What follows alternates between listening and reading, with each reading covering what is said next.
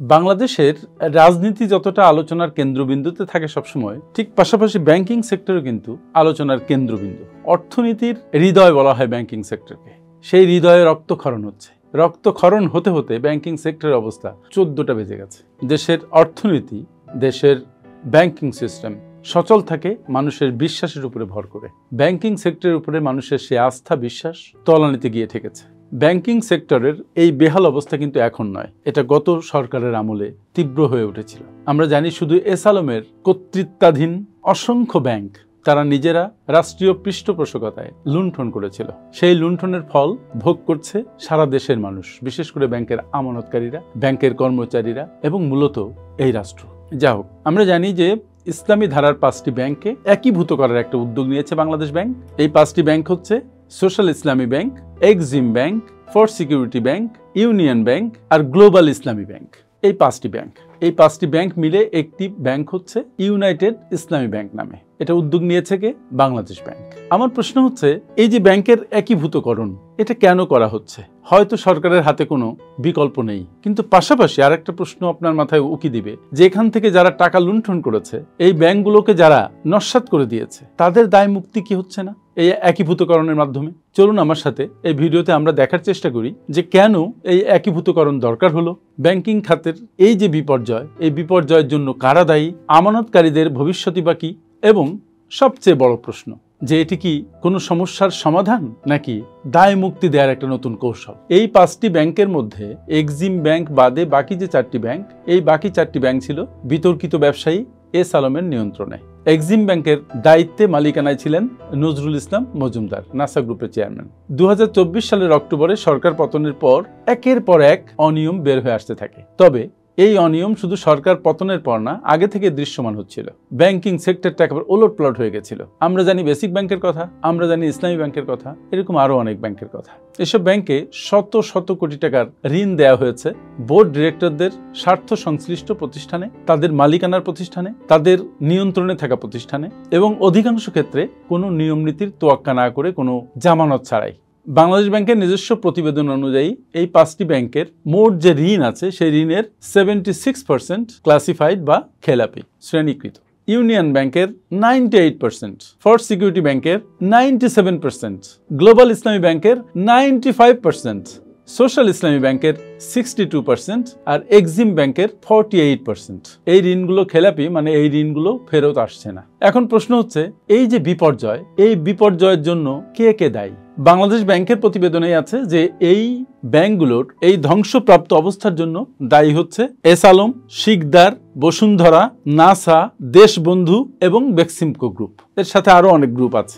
এদের অনেকেই এখনো দেশে চুটিয়ে ব্যবসা করছেন। আমরা দেখছি যে এই গ্রুপগুলো, বিশেষ করে যারা এই ব্যাংকগুলো ধসিয়ে দেওয়ার জন্য দায়ী, তাদের বিরুদ্ধে ব্যবস্থা নেয়ার কোনো আয়োজন আমরা দেখি না।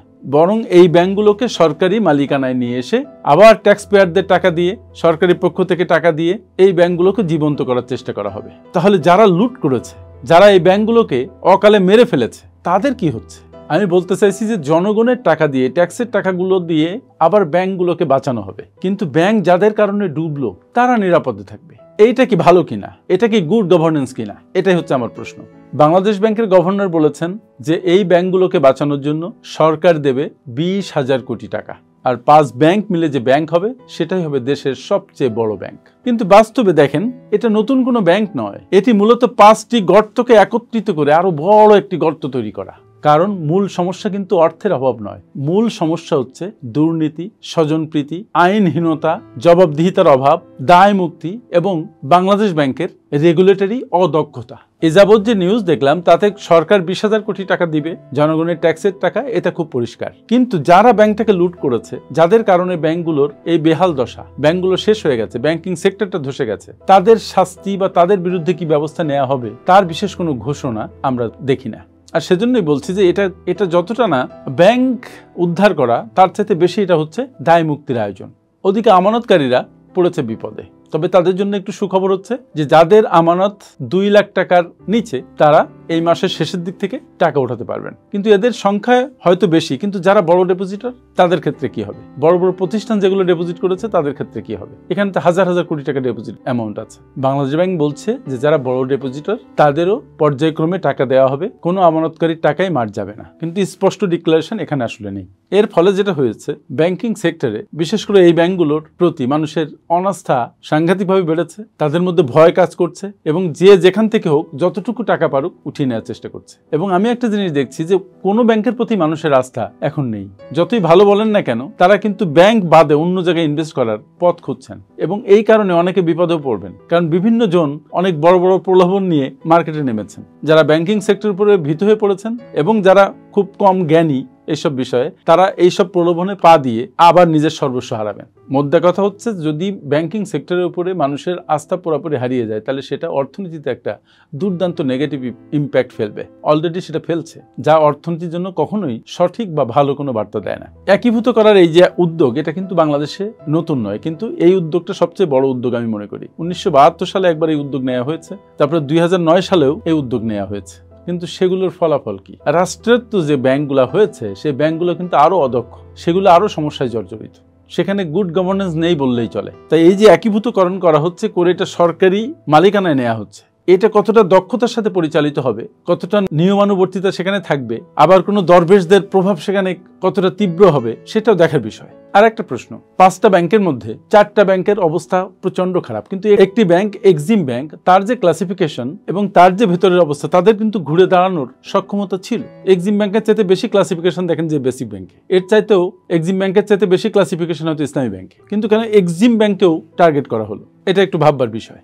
যাই হোক, আমাদের জানা দরকার যে কত তাড়াতাড়ি এই মার্জার প্রক্রিয়াটা সম্পন্ন হবে। এখানে যারা ব্যবসায়ী আছেন, এখান থেকে যারা ঋণ নিয়েছেন অথচ ভালো ক্লায়েন্ট, তারা সার্ভিস থেকে বঞ্চিত হলে এটা ভালো ইম্প্যাক্ট ফেলবে কিনা, যারা বড় আমানতকারী তাদের ক্ষেত্রে আসলে কি হবে, তার একটা রোডম্যাপ দরকার। তারপর কেন জনগণের টাকা দিয়ে এই ক্ষতিপূরণ করা হবে, তারপরে যারা ব্যাংক থেকে লুট করেছে, যে কয়েকটা গ্রুপের কথা বলা হলো, তাদের বিচার নিশ্চিত করা হবে কিনা। এবং এই যে ব্যাংক ধ্বংসের প্রক্রিয়ায় অনেকেই জড়িত, ব্যাংকের ভেতরের লোকও জড়িত ছিল। তারপরে বাংলাদেশ ব্যাংক তার রেগুলেটরি যে দায়িত্ব পালন সেটাও ঠিকমতো করতে পারে নাই। তাহলে এই ব্যাংকগুলোকে শেষ করার পেছনে যেসব লোকের অবদান আছে তাদের ব্যাপারে কি ব্যবস্থা নেওয়া হচ্ছে? আমরা জানি যে যারা মালিক ছিলেন তারা ক্ষতিপূরণ পাবে না, কারণ অ্যাসেটের ভ্যালু নেগেটিভ হয়ে গেছে, পাওয়ার কথাও না, এটা বিশ্বের অন্যান্য কোথাও পায় না। কিন্তু যারা শাস্তি পাওয়ার কথা তারা পাবে তো। মোট কথা হচ্ছে, যদি দায় মুক্ত যে ক্লায়েন্ট, যারা ব্যাংকটাকে ধসিয়ে দিয়েছে ঋণ নিয়ে, ঋণের টাকা ফেরত দিচ্ছে না, তারা যদি মোটে টাকা ফেরত না দেয় এবং ব্যাংকের মধ্যে যদি গুড গভর্নেন্সকে এনশিওর করা না যায়, যদি জনগণের মনে